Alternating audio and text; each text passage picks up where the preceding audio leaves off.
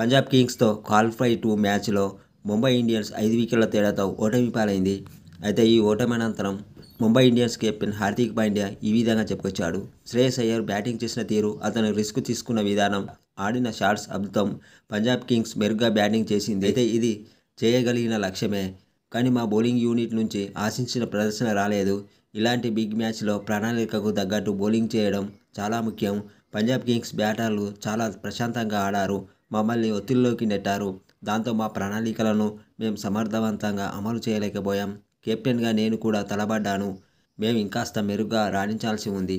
సరైన లెంగ్త్తో బౌలింగ్ చేయడం, సరైన సమయంలో సరైన బౌలర్ను ఉపయోగించుకోవడం వంటివి చేసుంటే ఫలితం మరోలా ఉండేది. బుమ్రా బౌలింగ్ విషయంలో ఏది సరైనది ఖచ్చితంగా చెప్పలేం. 17వ ఓవర్ వేయించి ఉంటే మరీ తొందర అయ్యేది. ఆ సమయంలో పంజాబ్ విజయానికి 4 ఓవర్లలో 41 పరుగులు అవసరమయ్యాయి. బుమ్రాకు పరిస్థితి తెలుసు. 18 బంతులే మిగిలి ఉన్నా అతను తనదైన శైలిలో బౌలింగ్ చేసి మా కోసం ఏదైనా ప్రత్యేకంగా చేసేవాడు. దురదృష్టవశాత్తు ఆ రోజు జరగలేదు అని హార్దిక్ పాండ్యా మ్యాచ్ అనంతరం చెప్పుకొచ్చాడు.